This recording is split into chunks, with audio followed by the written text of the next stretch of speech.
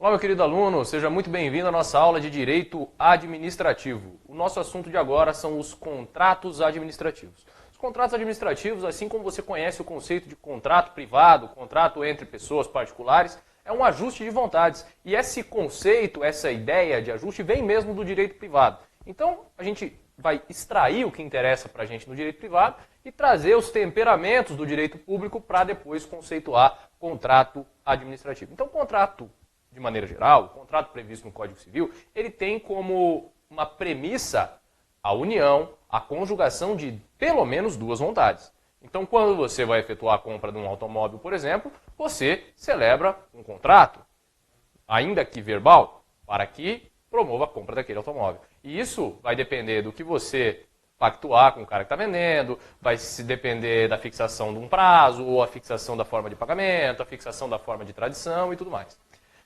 Só que no direito privado, a autonomia de vontade, como eu estava dizendo, ela é evidente, as partes atuam em igualdade. Isso, quando você iniciou o seu estudo sobre direito administrativo, a gente já viu que isso não se aplica ao direito público. Então é esse temperamento que eu quero que você traga para os contratos administrativos. Tá. Além disso, nós temos toda uma disciplina de contratos, inclusive com várias espécies contratuais trazidas no Código Civil. Aí você me pergunta, Fernando, essa disposição do Código Civil, essa disciplina legal trazida para o direito particular, é aplicável também à disciplina do direito administrativo?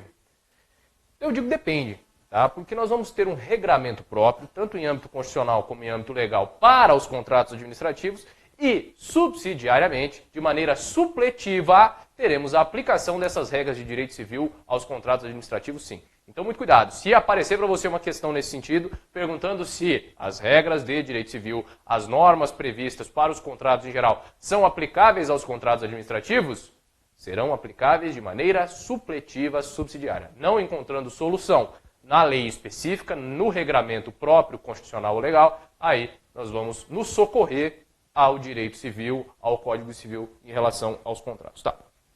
Eu trouxe aqui para você um conceito doutrinário.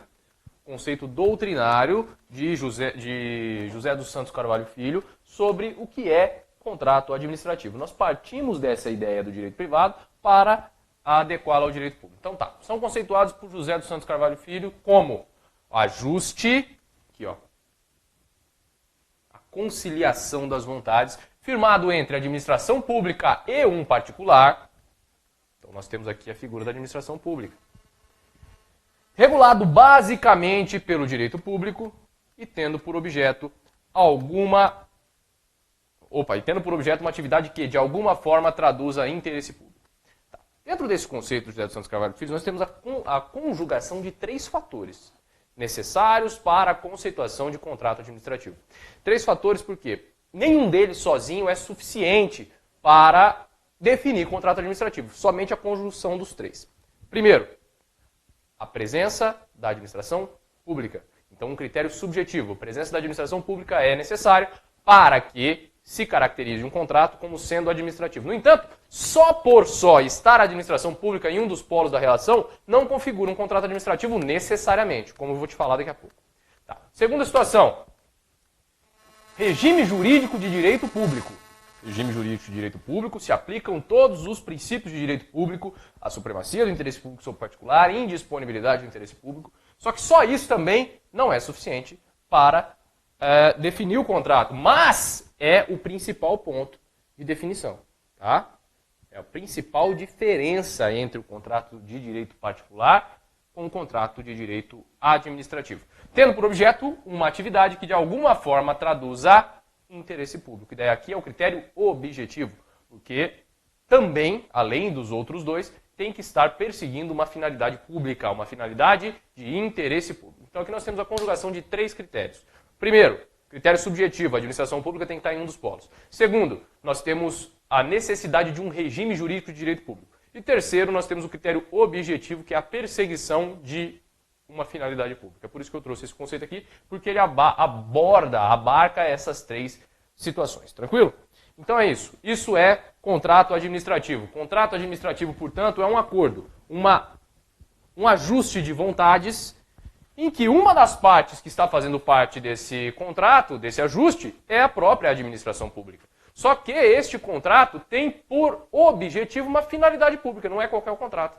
E essa finalidade pública tem que ser regulada por direito público, por regime jurídico de direito público. Tá.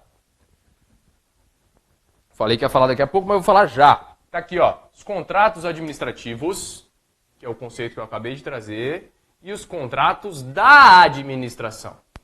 Se a gente tomar por base apenas e tão somente o critério subjetivo, eu teria que afirmar para você que todos os contratos em que a administração fosse parte, em todos os ajustes em que a administração fosse um dos contratantes, seria um contrato administrativo.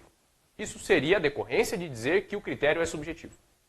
No entanto, nós temos alguns contratos em que, apesar de a administração ser parte deles, eles não são considerados contratos administrativos, porque a administração nessas situações não atua com a sua superioridade em relação ao particular.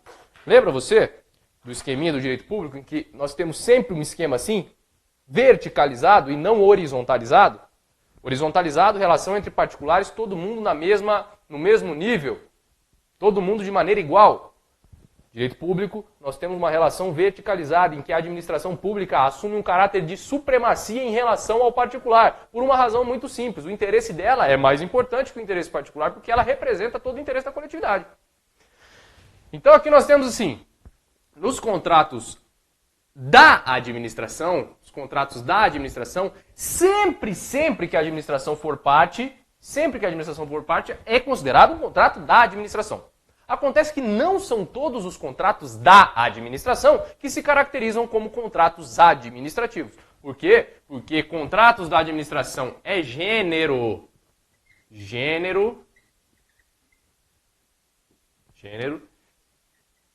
do qual é espécie,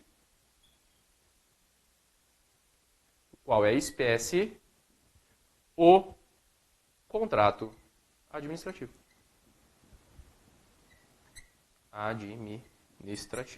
Então, com isso eu posso afirmar para você que todo contrato administrativo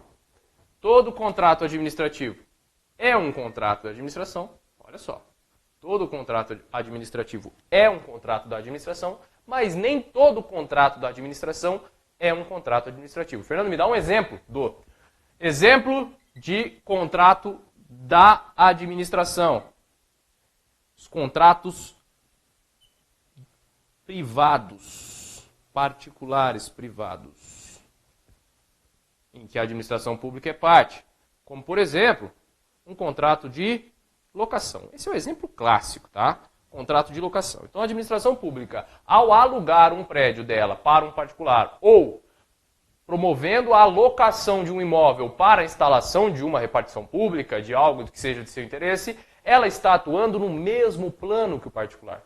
Não é porque ela é administração pública, aqui em Cascavel, por exemplo, o prédio da Procuradoria da Fazenda em que eu trabalho é alugado. E a gente atua em igualdade com o proprietário do prédio. Não temos privilégio nenhum por conta de ser administração pública. Pelo contrário, a gente acaba saindo perdendo, porque para que o cara possa alugar o imóvel dele para a administração pública, temos alguns pequenos requisitos que têm que ser cumpridos que acabam dificultando e o cara não quer alugar. Acaba criando alguns embaraços. Então, quando a administração pública atua em pé de igualdade com o particular, sem se valer do seu poder de império, de sua supremacia para com o particular, essa relação de horizontalidade estará realizando um pacto de natureza privada, em que podemos conceituá-los como contrato da administração, mas não como contrato administrativo. Não como contrato administrativo. Tranquilo até aí? Beleza? Então não faça confusão. Contrato da administração e contrato administrativo. Um é gênero e o outro é espécie do gênero. Tá. Eu trouxe aqui para você agora os principais diplomas legais que tratam do tema contratos administrativos. Primeiro as disposições constitucionais. Então aqui, disposições constitucionais.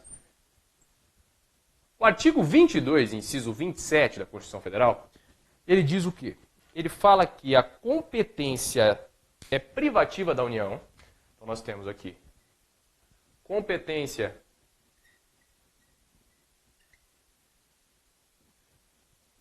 da União para normas gerais. Normas gerais em matéria de contratos e licitações. Então, quem possui competência privativa para promover a legislação, para legislar sobre normas gerais em contrato e licitação, é a União. Só que a competência dela se resume à edição de normas gerais. Normas gerais. E aqui, nós temos um amplo espectro para interpretações. O que é norma geral? Então, nesse campo, a União tem a competência para estabelecer normas gerais, as principais diretrizes, o desenho do formato dos contratos e licitações que vão ser seguidos por todas as esferas da federação. Então, as normas gerais obrigam estados, DF e municípios. E os estados, DF e municípios têm competência para promover a legislação específica dentro das normas gerais, mas adequadas às suas peculiaridades. E aí é que cria um possível conflito entre quando se trata de normas gerais e quando se trata de normas específicas. Parte dos dispositivos da legislação tida como normas gerais em contrato e licitação, que é a Lei 8666, que está aqui, é considerado pela doutrina como específico demais para ser normas gerais. Então isso dá margem a interpretações, e só para ter uma ideia, eu trago um exemplo para você. O STF diz que é inconstitucional. O STF diz que é inconstitucional, que era inconstitucional, uma lei do Mato Grosso, que estabelecia limitação à participação em contratos e licitações de mão de obra com os entes, no caso o Estado do Mato Grosso, pessoas que tivessem limitação de crédito, inscrição em cadastro de limitação de crédito. E daí, nesse caso, o STF disse que é norma geral. E, portanto, a lei é inconstitucional e quem deveria legislar sobre o assunto é a União. Tá? Só para termos uma ideia. Então, e teve, por outro lado, o Supremo disse que é constitucional a limitação à contratação de empresas que tenham como sócios pessoas próximas de prefeitos, parentes, né? De prefeito, vice-prefeito, pessoas que tenham sucedido o prefeito ou vice-prefeito nos últimos 6 meses, como decorrência do princípio da impessoalidade. Nesse caso, o STF falou, olha, essa lei municipal é constitucional, que além de não ser norma geral e sim específica, ela decorre da própria Constituição Federal. Tá? Então, só para a gente ter uma base aí de como se interpreta o que é norma geral e o que é considerado norma específica. Isso é o que diz o 22 e 27 da Constituição Federal. O 37, inciso 22 da Constituição Federal é o que impõe o princípio da observância das licitações nas contratações de obras, serviços e fornecimentos da administração pública. Então, o 37 e 22 impõe que seja, em regra, observada a licitação. Né? Para que a administração pública promova a contratação, ela tem que licitar. Beleza? Tá. Em relação à licitação, quero te fazer um alerta. Aqui nós estamos estudando os aspectos relativos aos contratos administrativos. Tá? Se for o caso de a sua preparação exigir o conhecimento específico sobre a parte de licitações, que a gente vê a Lei 8666 aqui, a gente já sabe que é a Lei de Licitações, chamado Estatuto dos Contratos de Licitações Públicas. Mas o nosso estudo nessa aula se restringe aos aspectos gerais relativos aos contratos administrativos. Se você tiver que estudar para a sua preparação licitações, você vai fazê-lo em um outro momento. O que a gente vai pegar da 8666 aqui é só relacionados aos contratos, tranquilo? Então seguimos. 37 e 22 fala da obrigatoriedade da administração pública nas suas contratações e, em regra, fazê-lo por meio de licitação. Aqui eu posso acrescentar também um outro dispositivo constitucional que trata de contratação também pela administração pública, que é o artigo 173, parágrafo 1º, inciso 3 da Constituição Federal. O 173, parágrafo 1º, inciso 3, está lá da ordem econômica e fala das empresas públicas e sociedades de economia mista que explorem a atividade econômica. Nesse caso, elas também têm que licitar. Só que a Constituição Federal prevê uma lei própria para elas, a criação de um estatuto específico para elas, que preveja, dentre outras coisas, a forma como elas vão promover as licitações e as contratações delas. Só que essa lei não existe ainda. Tá? A lei prevista pela Constituição Federal no artigo 173, parágrafo 1º, não foi editada ainda, fazendo com que elas estejam submetidas à Lei 8666 de 93. Tranquilo? Então é isso. No aspecto constitucional, tá aí. No âmbito legal,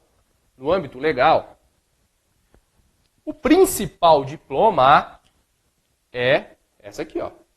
Lei 8666 de 93, número que faz com que muitas pessoas que têm dificuldade para compreender a sua extensão achem que ela é uma lei do capeta, mas não é, tá? Fique tranquilo que vai ser muito fácil para você absorver as informações que ela traz. Só que assim, além de tudo que eu falar aqui, isso vai resolver muito a sua vida na prova. Você vai acertar muita questão só com base no que a gente vai falar aqui. Só que você vai ter que abraçar o capeta aqui. Você vai ter que ler essa lei nas partes exigidas para o seu concurso. Por quê?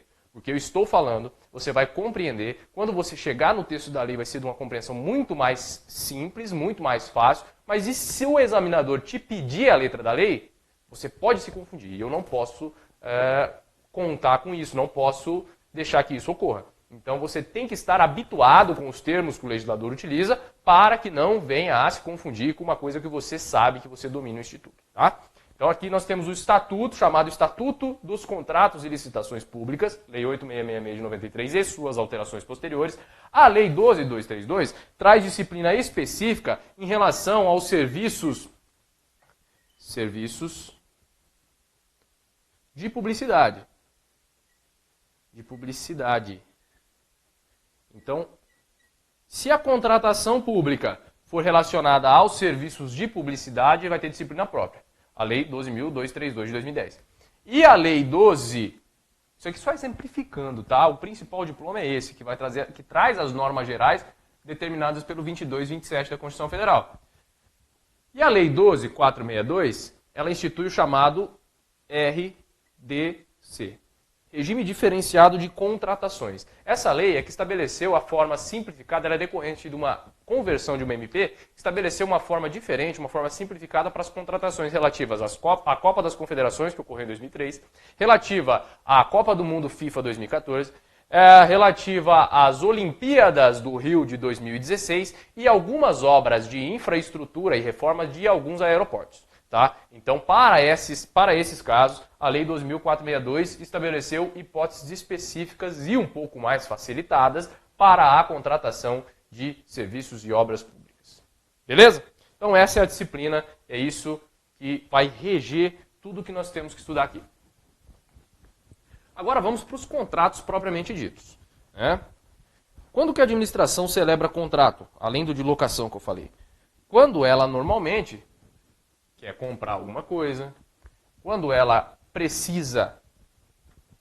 é usuária, quando ela precisa de um fornecimento de um serviço, quando ela precisa construir uma obra pública, quando ela precisa de fornecimento de materiais.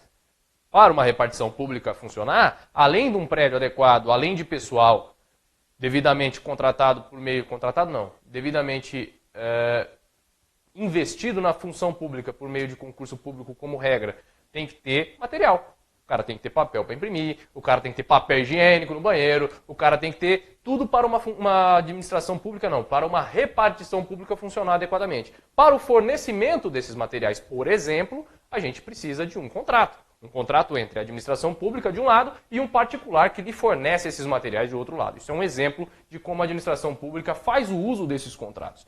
E as características que nós vamos estudar agora são próprias dos contratos administrativos.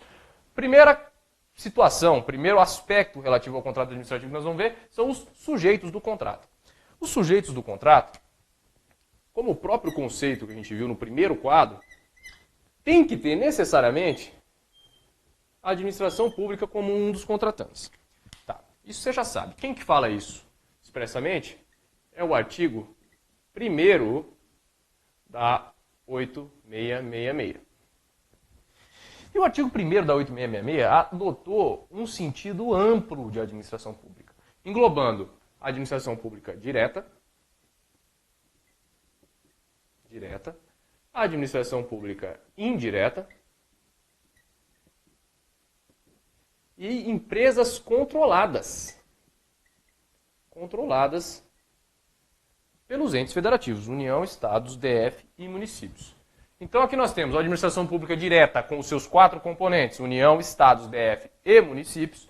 Nós temos a administração pública indireta por meio das autarquias e fundações públicas, empresas públicas e sociedades de economia mista e as empresas controladas. Em relação à administração indireta, eu quero fazer uma observação. Aqui, ó, vai se sujeitar ao estatuto mesmo às exploradoras de atividade econômica. Por quê? Porque o estatuto próprio previsto lá no artigo 173, parágrafo 1º, ainda não foi editado. Então, leia-se a administração indireta também as exploradoras de atividade econômica. Tá? Então, mesmo as exploradoras de atividade econômica, pessoas jurídicas de direito privado e que atuam muitas vezes em concorrência com o particular, vão ter de submeter a sistema de contratação, ao regime jurídico público aplicável aos contratos administrativos. Tranquilo? E do outro lado, é claro, nós vamos ter um particular. Tá. É claro, mas não é tão claro, porque se admite, ainda que a nível de exceção, nível D é péssimo, né? Ainda que, como exceção, administração pública com administração pública, regido, obviamente, por um regime jurídico de direito público. Tá? Então, nós podemos ter administração contratando com administração, apesar de raro a doutrina admite, desde Eli Loves merece. Tranquilo? Então é isso. Sujeitos do contrato, visto. Além dos aspectos gerais relativos ao sujeito, tem algumas coisas legais que podem cair na sua prova. E diz respeito às qualidades do sujeito quando for o particular. A Constituição Federal estabelece em mais de uma passagem um regime diferenciado, quer dizer, favorecido às micro e pequenas empresas. Microempresas e empresas de pequeno porte, é o jeito que a Constituição trata. Então, as microempresas e as empresas de pequeno porte vão ter um tratamento legal, por ordem constitucional, mais benéfico, mais favorecido. E também isso será observado em relação às contratações com microempresas e empresas de pequeno porte. Então, o estatuto da microempresa é a Lei Complementar 123, que sofreu alterações legais, inclusive em relação a isso que nós vamos tratar aqui agora, pela Lei Complementar 147 de 2014, uma alteração recente. E essa Lei Complementar 147 de 2014 estabeleceu, ou melhor, reformulou algumas coisas relacionadas à contratação de microempresas e empresas de pequeno porte. E eu trouxe aqui as principais. As principais, tá? A Lei Complementar 123 é bastante extensa e temos muitos dispositivos. Os principais relativos ao assunto que nós estamos tratando estão aqui. Primeira coisa, a Lei 8666, ela é uma lei geral, né? Ela é uma lei que estabelece normas gerais. Cada estado depois vai ter suas normas específicas. Em relação às microempresas e empresas de pequeno porte, nós temos uma previsão específica da Lei Complementar 147 de 2014, alterando a 123, que determina a sua aplicação para os estados, os IDF, municípios, enquanto eles não editarem as suas próprias leis, dando o tratamento a essas empresas.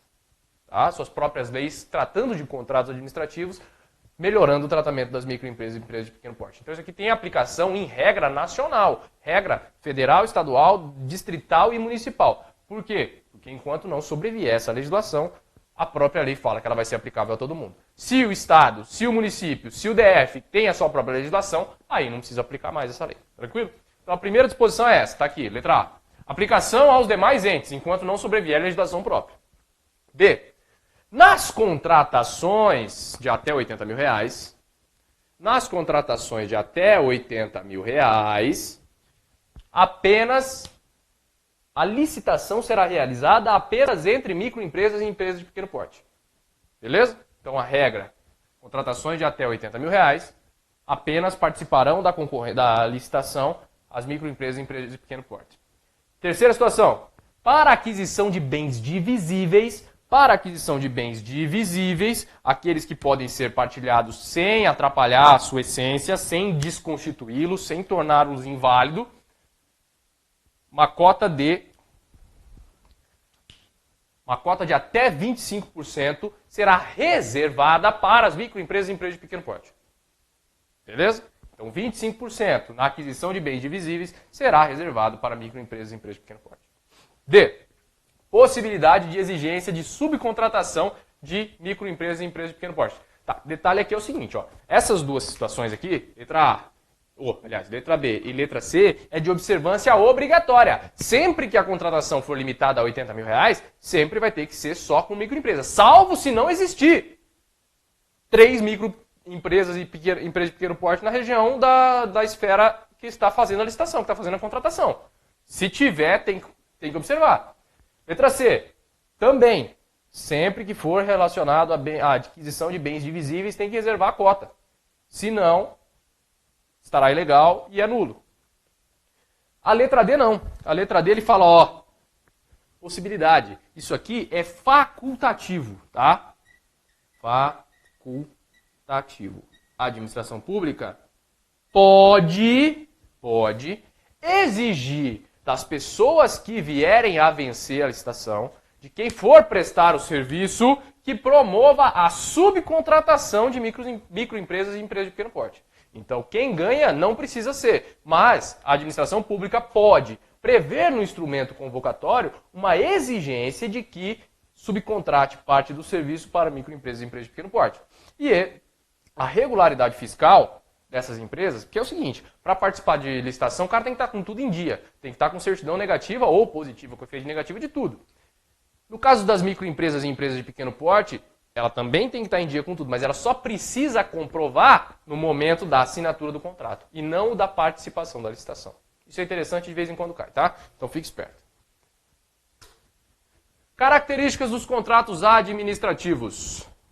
Algumas coisas a gente já foi falando aí no decorrer, né? Primeiro, presença de um sujeito administrativo. Ou, traduzindo, presença da administração pública em um dos polos. Já falei umas 30 vezes isso hoje. Segundo, objeto. Uma situação de interesse da coletividade. Esse vai ser o objeto do contrato administrativo. Se tiver um interesse diferente desse, não pode ser caracterizado como contrato administrativo. Terceira situação, formalismo. Presença do sujeito administrativo, objeto e o formalismo. É o seguinte. Não basta um mero ajuste, uma mera manifestação de vontade. Como tudo na administração pública, a coisa é engessada pelos termos da lei. Então, o administrador só pode atuar onde a lei determina. E isso ocorre também em relação aos contratos administrativos. A lei determina formas, observâncias, vou colocar diferente, ó. Observância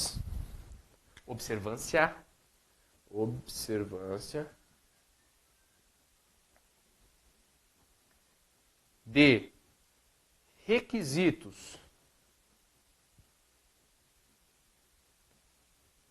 internos e externos. Internos e externos. A lei vem e estabelece para a administração pública tudo que tem que conter num contrato administrativo. Traz as cláusulas, traz os deveres das partes, traz os requisitos para a elaboração de um contrato. Isso é um requisito interno. E o requisito externo é a forma pela qual se reveste esse contrato. Em regra, os contratos são escritos, correto? Escritos. Mas não é isso que cai na prova. Isso cai na prova fazendo com que você erre. Por quê? Porque temos uma exceção. E é essa exceção que o examinador quer de você. A exceção é, o contrato pode ser oral. Quando? Pequenas compras de pronto pagamento. Pequenas compras de pronto pagamento. Com isso aqui, você já acerta muita questão relativa à forma de contrato administrativo. Regra tem que ser escrito. Como que o examinador vai perguntar para você? Ele fala assim, ó, os contratos administrativos serão exclusivamente escritos. Está errado. Os contratos administrativos não poderão ser celebrados em nenhuma hipótese oralmente. Errado. E ele pode trazer a situação completa. Em regra, os contratos administrativos são escritos, salvo as pequenas compras de pronto pagamento, em que se admite o contrato oral. Beleza? Precisou comprar uma caneta, vai lá, compra a caneta, paga, não precisa fazer contrato administrativo para nada disso. Tranquilo? Formalismo? Foi. Os contratos administrativos têm como característica também a comutatividade. A comutatividade significa, anota aí, significa o conhecimento prévio acerca de seus termos. Conhecimento prévio acerca de seus termos. Conhecimento prévio dos termos e a proporcionalidade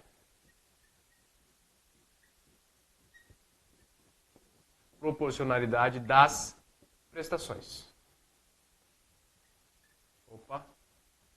Proporcionalidade das prestações. É isso que significa a comutatividade dos contratos, não só os administrativos, mas aqui nós estamos tratando especificamente dos contratos administrativos. As situações têm que ser devidamente postas de maneira clara para as partes, elas têm que saber o que elas estão fazendo e tem que guardar uma proporção entre a prestação e a contraprestação. Beleza? Os contratos administrativos são celebrados com pessoalidade, intuito persone. Isso significa que, em regra, não pode haver subcontratações. Em regra, não pode haver subcontratações. Subcontratações no seguinte termo. Você não pode pegar o serviço da administração pública, por meio do vencimento de uma licitação, por exemplo, promover esse contrato, você é o contratado, e passar a sua condição de contratado para outra pessoa. É por isso que, falindo a empresa, dissolvendo-se ainda que irregularmente, caindo em insolvência, ou tratando-se de pessoa física, ela morrendo, o contrato administrativo, em regra, se extingue. Tá? Não há essa transmissão da condição de contratado. Por isso que se fala em pessoalidade. Pessoalidade, não pode ser transmitida em regra.